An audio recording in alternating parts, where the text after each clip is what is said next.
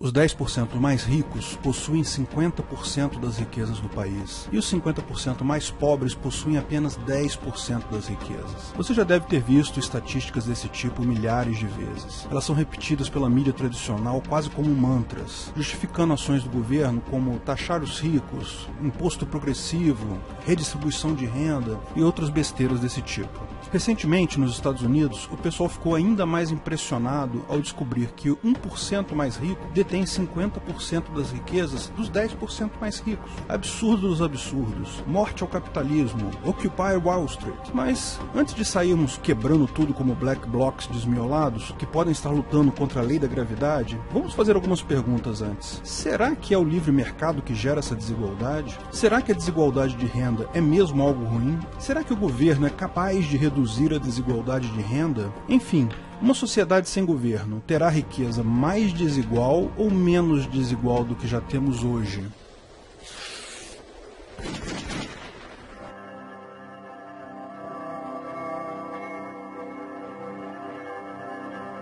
O anarcocapitalismo traz desigualdade?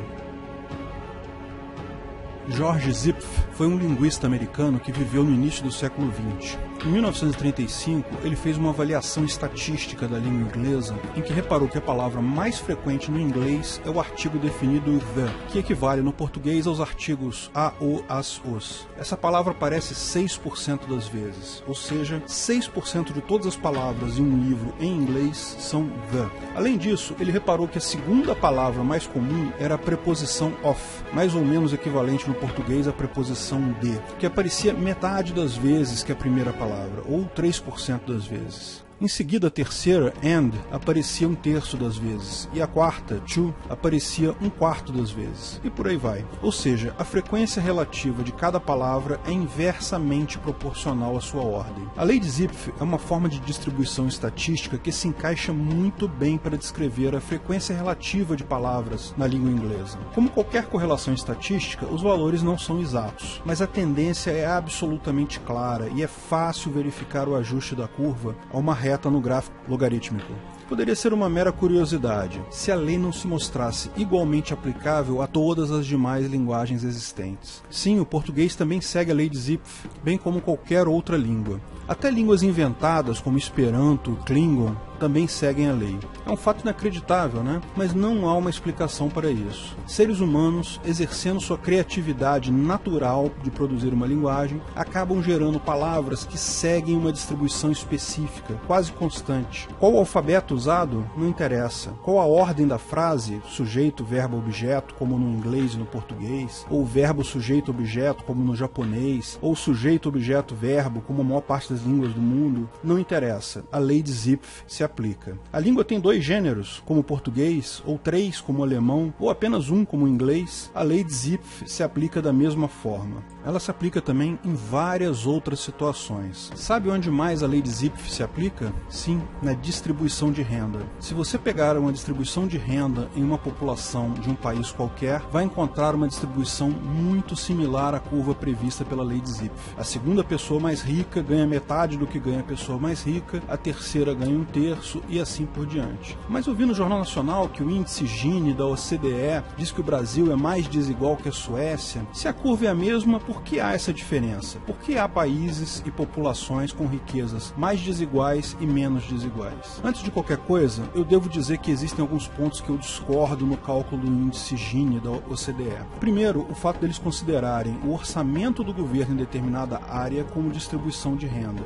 Na conta deles, se o governo gastou X reais com educação e saúde para os mais pobres, ele deu esse dinheiro para os mais pobres. Isso simplesmente não é verdade. Uma parte do dinheiro é perdido em corrupção do governo, mas a maior parte é perdida em ineficiência administrativa pura. A conta correta deveria considerar apenas o valor subjetivo percebido efetivamente pelo pobre, pelo beneficiário final. Se o governo gasta X reais com os mais pobres, isso não quer dizer que o valor recebido por ele eles foi esse mesmo X em reais. De fato, o valor é impossível de calcular, pois é um valor subjetivo, fora do mercado. Eu, particularmente, considero esse valor desprezível. Outra falha do índice da OCDE é o fato de deixarem de fora os benefícios auferidos pelo próprio governo, pelos políticos e funcionários públicos. A maior parte das pessoas ricas, super ricas e até a classe média alta no Brasil são políticos e funcionários públicos. No resto do mundo também há um grande percentual de ricos no governo. Então o governo está, de fato, concentrando renda para seus funcionários públicos e políticos. A OCDE faz essas escolhas ruins por uma razão econômica clara. São os governos no mundo todo que financiam eles. Então eles preferem ignorar esse fato, que é bastante significativo aqui no Brasil. Mas, mesmo se tirarmos essas barbeiragens, ainda existe alguma variação na distribuição de renda entre países. Precisamos de um fator de ajuste aqui. A lei de Zipf é, na verdade, a forma discreta da distribuição de Pareto. A distribuição de Pareto tem esse fator alfa, que pode torná-la mais suave ou menos. Não quero entrar fundo em estatística aqui, mas de uma forma simplificada, a forma da curva é sempre a mesma, só a inclinação que pode variar um pouquinho. Como eu disse, não há uma teoria firme que explique por que essas coisas se organizam segundo a mesma distribuição. Mas, dentre as várias explicações, a que eu mais gosto é a que diz que a lei de Zipf segue a forma humana de organizar nosso pensamento. Nós criamos a linguagem através de um processo de reuso de coisas que ouvimos de outras pessoas, com acréscimos eventuais pessoais. Uma pessoa, muito de vez em quando, inventa uma palavra nova ou um sentido novo para uma palavra, e esses acréscimos, se forem ouvidos por muitas pessoas e forem algo interessante, passam a ser repetidos por elas, podem se tornar parte da linguagem. Se não forem interessantes, bom, são deixados para lá. O legal dessa analogia é que ela aplica-se de forma direta à economia. A economia é uma rede neural social. Basicamente, as pessoas produzem e consomem coisas que aprenderam a produzir ou a consumir. Muito de vez em quando, alguém inventa uma coisa nova que pode cair no esquecimento ou pode fazer sucesso. É exatamente o mesmo princípio. Bom, essa é uma bela teoria, mas o ponto importante aqui é que a desigualdade de renda é inevitável. Sempre haverá desigualdade de renda. E ela sempre terá a forma dessa curva. De fato, vai variar sempre uma margem relativamente estreita. Então, se acostume com 10% tendo 50%, porque sempre será algo desse tipo. Ou seja, desigualdade de renda não é causada pelo livre mercado. Ela é uma consequência da sociedade humana. Agora, desigualdade de renda é algo ruim? Existem duas formas de ver isso. Eu acho que o ruim é a miséria, é a pobreza, não necessariamente a desigualdade de renda. Acho triste que pessoas morram sem ter o que comer, mas se eu estou bem alimentado, tenho um conforto mínimo na minha vida, que diferença faz para mim que existam pessoas que têm ilhas particulares ou frotas de helicóptero, etc.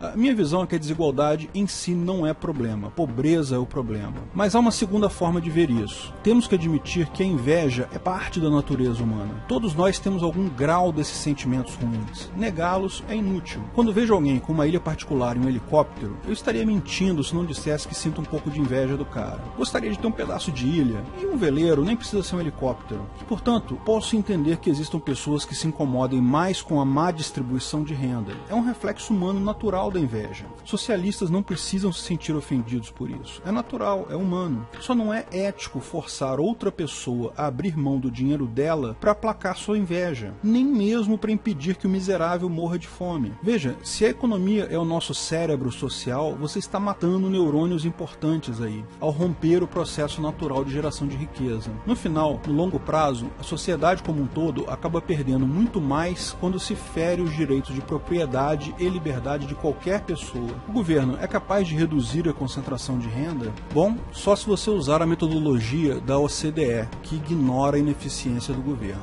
Na metodologia deles, se o governo aplicou 30% do que recebeu de imposto na saúde para os pobres, então redistribuiu 30%, que é uma piada. Seria preciso medir o valor real recebido pelo usuário final do sistema, que, devido à ausência de mercado para esse serviço, é impossível de se calcular. Você só tem um governo, então não há mercado para serviços estatais. Então eles não têm um valor. Na prática, se você incluir a ineficiência administrativa do Estado e os benefícios auferidos pelos funcionários públicos e políticos, verá que o Estado sempre concentra renda. O pequeno eventual benefício que pode trazer para os mais pobres sempre será muito menor que a fortuna de dinheiro que ele concentra na mão de funcionários públicos e políticos. Não importa quanto imposto seja cobrado, não importa de quem o imposto seja cobrado, o Estado é incapaz de diminuir a desigualdade de renda. Ele pode, por outro lado, aumentar essa desigualdade, como demonstra seguidamente o governo brasileiro. E isso vale para todos os governos, desde a ditadura militar brasileira até os governos bolivarianos brasileiros recentes. Até para a Suécia. Só há melhor índice Gini devido a falhas óbvias desse índice. Então, sem governo, viveremos em uma sociedade mais igualitária? Definitivamente sim. Sem governo concentrando renda, viveremos em uma sociedade mais igualitária que hoje. Não apenas isso, mas uma sociedade com menos pobreza e fome. Como toda a experiência histórica mostra, quanto mais livre for o mercado, menos impostos forem cobrados, mais rápido a economia cresce, mais novas invenções e produtos surgem para melhorar a vida de todos. É possível que sejamos todos ricos? Bom, se você comparar a nossa qualidade de vida hoje com a qualidade de vida dos nossos bisavós, todos nós já somos ricos hoje. Mas, é lógico, em um momento único da história sempre haverá desigualdade de renda. O governo é esse câncer no cérebro que só é capaz de concentrar renda e fazer crescer a si mesmo. Nunca capaz de redistribuir, nunca capaz de ajudar alguém. Vamos acabar com esse câncer cerebral que é o governo. É a melhor forma de diminuir a desigualdade, diminuir a pobreza e a fome. E é a forma mais ética também. Vamos abraçar a sociedade sem governo. Bem-vindo ao Ancapistão. Se você gostou do vídeo, não esqueça de curtir e compartilhar. Clique no logo do canal para assinar e ser avisado de novos vídeos. Se quer saber mais sobre o assunto, veja um desses vídeos que selecionamos para você. Agradecemos ao apoio dos nossos patrocinadores: Orian Neto, Breno Meneghetti, Paulo Martins, Felipe Murta, Guilherme Ribeiro, Rogério Souza, Daniel Iopi, Felipe Zavan, Diego França, Joaquim Neto, Thiago Santos, Rodrigo Galberto, Olímpio Ferreira. Um agradecimento especial para a comunidade Ancapsu, que me ajuda a produzir esses vídeos. E para os administradores do canal do YouTube e da página do Facebook, Pedro Baldi e David Coutinho. Se quiser contribuir com o canal, ajudar na divulgação do anarcocapitalismo, veja na descrição do vídeo de que formas você pode fazer isso.